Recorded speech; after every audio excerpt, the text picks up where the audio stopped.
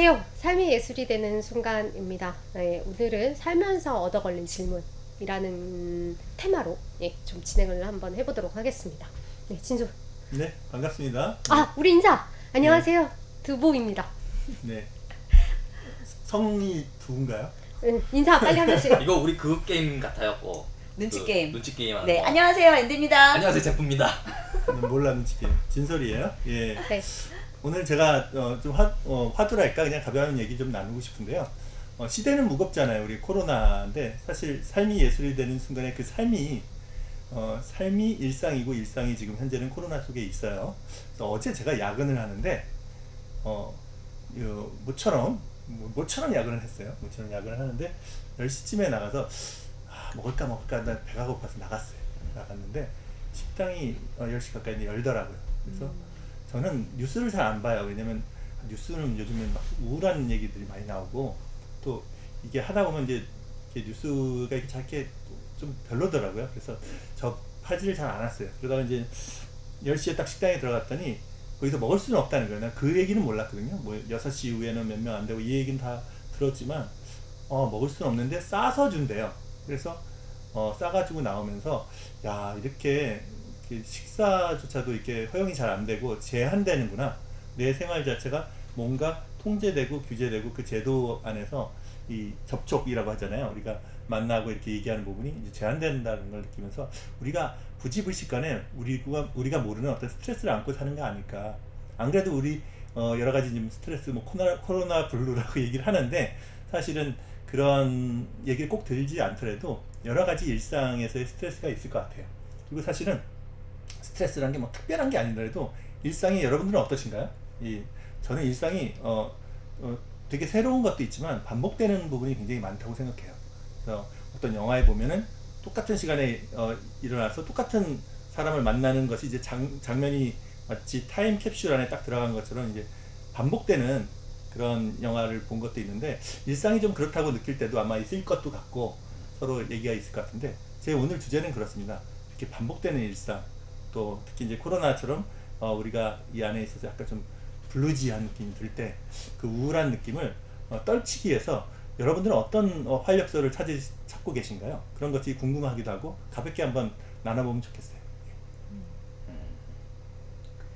반복되는 삶 속에서의 우울함을 어떻게 네. 이겨내고 계시는가? 네네네. 네. 우울함도 좋고 사실 뭐 지루함도 좋고 아니면 뭐 이렇게 어떤 계속 이렇게 그 틀 안에 있는 것 같은 느낌도 좀 들고 사실 좀 그런 느낌이 제가 개인적으로 있어서 다른 분들도 그런 부분에 공감이 되지 않을까 생각이 들긴 해요. 어떠실까요? 사실 그 생각이 안 드실 수도 있을 것 같아요. 그러게요. 어떤 사람들은 그런 일상을 좋아하는 사람들도 있을 것 같아요. 항상 어. 반복되는 패턴? 안정적인 일상. 그렇지, 그런 느낌 것들. 칸트? 칸트? 칸트입니까? 항상 똑같은 시간에 나오고 좀 칸트? 칸트 아니 칸트? 아니요, 전혀 그렇지 그래요? 않습니다. 네. 그런데 어떻게 보면 약간 반복이라고 하는 거는 사람한테 안정감을 좀 주는 그런 부분은 있긴 있는 것 같아요. 그렇지 않고 매일 일상이 진짜 롤러코스터 탄 것처럼 왔다 갔다 한다면 그건 정말 너무 정신없겠죠. 근데 그 속에서 그 안정과 도전 혹은 안정과 변화 이거에 대해서 내가 어떻게 받아들이고 수용하느냐에 따라서 또 달라지는 것 같고요. 그리고 매일 똑같이 반복되는 것 같더라도 나는 그 안에 항상 변화는 있다고 생각하거든요. 솔직히 하루 삼시세끼 밥 먹는 건 똑같은 반복이지만 세끼 밥 메뉴가 다 달라지는 것처럼 똑같은 일을 반복하더라도 그 일의 대상이 되는 사람 상황에 따라서 같은 주제의 강의를 해도 그거는 계속 달라져요. 그래서 그런 것처럼 그 반복 속에서의 변화되는 요인이 어떤 건지를 찾고 그거를 조금 더 크게 느낀다면 안정감과 동시에 그런 재미? 뭐 그런 걸 느낄 수 있지 않을까 그런 생각도 좀 드네요. 네네. 네.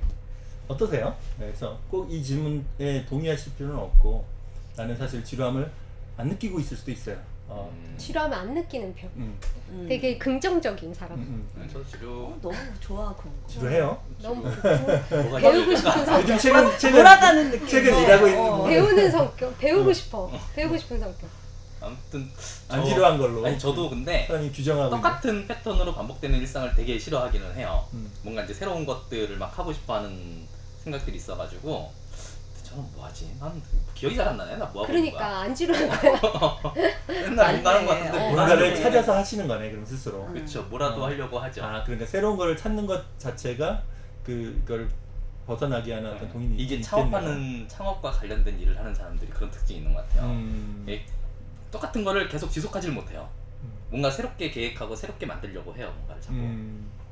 그런 성향 때문에 저도 이제 창업 쪽에 일을 하지 않나 싶기는 하거든요. 근데 저는 오히려 한번 궁금해서 여쭤보고 싶어요. 이제 균형을 찾아야 된다고 그랬잖아요. 그리고 내가 어떻게 받아들이냐에 따라서 하는데 결국엔 평범한 일상 속에서 뭔가 변화를 갖기는 하는데 그럼 그 평범한 일상 속에서 그 변화란 무엇인가? 구체적으로 어떤 그 내용들이 변화로 이렇게 추가를 하고 계신지 궁금하네요. 갑자기 질문이 훅 들어왔는데 저는 아까 얘기했다고 생각을 하거든요. 예를 들면 이제 밥을 죄송해요. 자꾸 밥 얘기를 해서 그런데 좋아요. 저한테 굉장히 중요한 걸. 그러니까 밥을 먹는다고 하더라도 그렇죠. 뭐 이렇게 메뉴를 다르게 하거나 조리법을 다르게 한다는 것은 계속해서 지속되는 반복 속에서 그 안에서의 계속된 리뉴얼이 일어나는 것 같고 일도 마찬가지인 거죠. 저 같은 경우에 강의를 해. 그러면 그 강의가 똑같은 주제의 디자인 싱킹으로 창업하기라든지 아니면 뭐 IR 피칭이라든지 그렇다 하더라도 그 학습하시는 학습자들과 그 다음에 그 툴 온라인이냐 오프라인이냐 이런 거에 따라서 계속해서 그 안에서 이렇게 다르게 접근을 해야 되기 때문에 같은 일을 하더라도 그 안에서 그 일의 목적 혹은 대상 혹은 뭐 기대하는 결과 이런 것들에 따라서 그걸 충분히 새로운 일처럼 받아들이고 할 수 있지 않을까 그런 생각을 해요. 그 얘기예요. 이런 마인드를 갖고 해야 되는데 나는 뭔가 배우셨습니다. 이렇게 변화를 주면은 크게 확 바꿔야 된다는 느낌이 있어서 아니야 그거는 정말 필요해요. 그것도 필요해요. 그렇지 않으면 사실은 이런 방식으로 변화를 추구하다 보면 이게 약간 그런 거죠. 점진적인 혁신, 점진적인 변화를 추구하는 그런 성향이 될 수 있는데 때로는 이거 물바꾸기를 한번 해서 뒤집어 엎을 때도 있어야 되는 거예요. 그거는 정말 필요하다고 생각해요. 그러니까 그러면 주식 위험해요. 주식. 주식 큰일 나. 주식 이거 뒤집는 뭔가 것도 바꾸려고 세게 뒤집어서 없는다니까. 네. 안정적으로 가야 그거는- 되는데 네. 사실상 우리가 뭐 혁신 이야기할 때 그런 이야기를 하잖아요. 지금 제가 얘기했던 거는 이제 점진적 혁신인데 물론 많은 것들은 다 점진적 혁신으로 이루어지지만 때로는 그것이 그걸로 끝날 수가 없다라고 하는 거죠. 창조적 파괴를 해야 되는 부분이 있는데 이 창조적 파괴를 할 역량이 부족할 수도 있고 혹은 두려움이 있을 수도 있고 혹은 이거에 대해서 같은 맥락이네. 확신이 안 설 수도 있고 그런 거죠. 그래서 저는 가끔 그렇게 생각해요. 자신을 믿는 게 굉장히 필요하다는 생각을 하거든요. 내가 나를 믿어야 여기서 이걸 뒤집어야 된다는 판단을 스스로의 판단을 존중할 수가 있는데 그렇지 않고 내가 나를 못 믿으니까 그냥 해오던 대로 하고 조금씩만 바꾸는 게 낫지 않아? 이런 생각에 이렇게 사로잡힐 수 있거든요. 지금 요즘 그런 생각을 많이 해요. 좋네요. 예. 이런 사고 방식이 그 기술 기업에서 보면 다른 얘기긴 한데 대기업이 이제 하고 있는 방식들 있잖아요. 나의 기술을 발전시켜서 거기에 차별화를 두는 거. 그러니까 점진적으로 기술 발전을 이뤄내는 방식인 거죠. 맞아. 이제 처음 창업 기업들은 사실 파괴적 혁신을 좀 추구해라라고 얘기를 하는데 그게 사실 쉽지 않거든요. 그렇죠. 이 얘기를 계속해도 되나? 그만할까요? 아니에요. 약간 다음 부분에서 다시 하시죠. 주제를 살짝 돌아오면 저는 사실 과거에 그랬어요. 요즘에는 그렇지 않은데 과거에 굉장히 내성적이었거든요. 근데 제가 이제 성격이 바뀐 계기가 영업을 하면서 좀 바뀌었어요. 근데 영업이 잘 되는 날은 되게 잘 되는데 안 되는 날은 되게 안 되는 거예요. 고객을 만날 때 뻔하잖아요. 계속 거절을 리젝트를 넣는 거. 이거 아닌 것 같다. 아니면 표정이 바뀌거나 바쁘다거나 이런 일을 몇 번 정도 당하고 나면 기분이 좀 좋아지긴 어려워요. 근데 그래서 굉장히 이제 그 피크를 쳐서 막 우울해하고 좀 힘들어하고 이랬을 때 영업을 진짜 잘하는 선배가 있거든요. 그분이 이제 현재는 이 세상에 없지만 그 선배가 저한테 해준 조언이 있었어요. 예. 그 우울감을 떨쳐버린 내가 좋은 방법이 있는데 한번 해볼래? 해볼게요. 뭐예요? 영업 더 해. 이러는 거예요. 그러니까 그 우울감을 내가 그 우울감을 생각하면서 풀 생각하지 말고 그냥 일을 하라는 거예요. 예, 내가 몰두할 수 있는 것을 하다 보면 자연스럽게 풀리는데 자꾸 그 안에서 갇혀 있고 그 안에서 생각에 빠지지 말고 사람을 더 만나고 다른 식으로 이제 그 일을 진행을 해 나가면서 자연스럽게 풀릴 수 있다라는 얘기인 것 같아요. 지금 보면. 그래서 어떤 사람에게 맞고 어떤 사람은 안 맞을 수 있지만 그냥 가만히 앉아서 그 혹시 고민이나 힘든 부분을 간직하고 계신 분이 혹시 이 자리 이 카메라 안 속에 누군가 계시다면 한번 내가 뭘 해도 작게 일단은 나가서 뭘 하나라도 시도를 해보시는 것도 좋지 않을까 라는 생각을 해봅니다. 네. 혹시 우리 두부님은 어떤 생각을 하고 계십니까? 두부라고 해야죠. 님 빼고. 네, 저는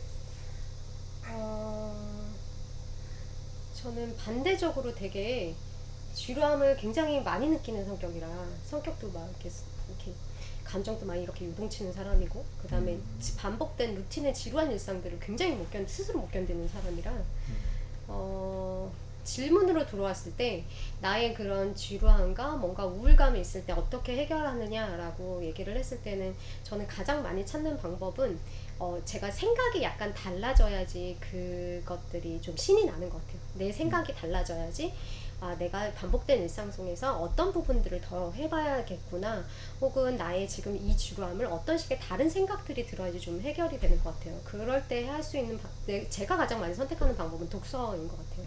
책 읽기는 사실 다른 생각을 하게 해주는데 굉장히 많은 도움이 되기 때문에 책 읽기 그 다음에 그러한 책으로 둘러싸인 공간에 그냥 있는 거, 그 다음에 그런 다양한 이야기들을 해줄 수 있는 다른 사람들을 만나서 수다 떠는 거, 뭐 이런 부분들. 그래서 사실 뭐 정답은 없지만 자신이 고러한 방법들 몇 가지를 생각해 놓고 한번 그랬을 때 이 방법, 그랬을 때 이 방법 이런 것들은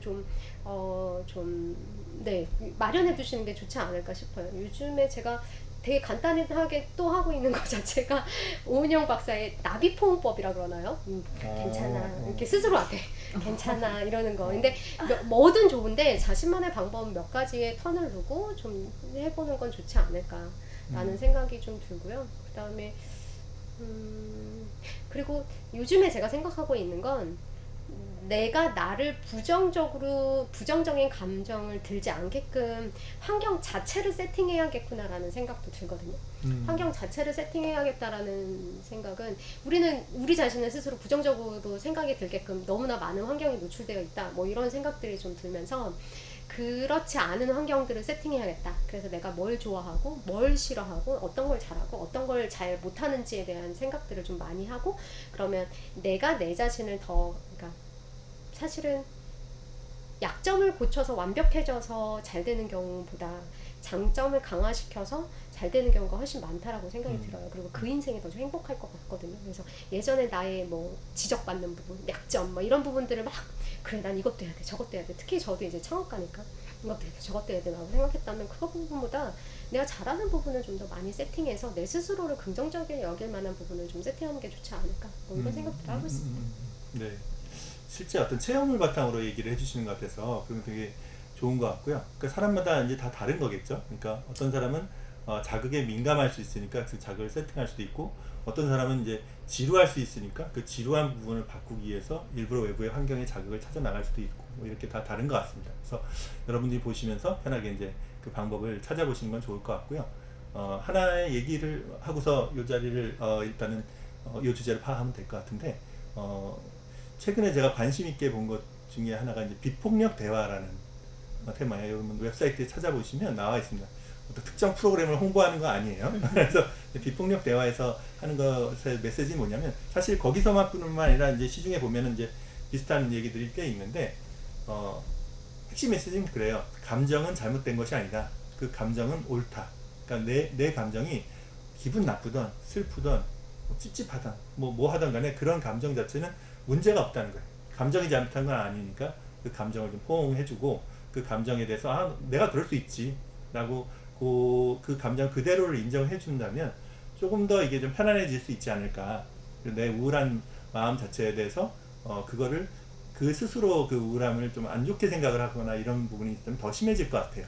그런 측면에서 그런 걸 한번 나눠봤으니까 여러분들 또 독서도 좋고 지금 이렇게 일상에 변하지 않는 일상 속에서 변하는 생각을 새로 이렇게 갖는 그런 다양한 아이디어들을 좀 참조하면 좋지 않을까 싶습니다. 네.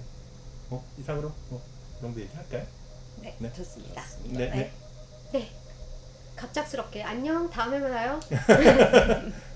네, 네. 안녕. 수고하셨습니다.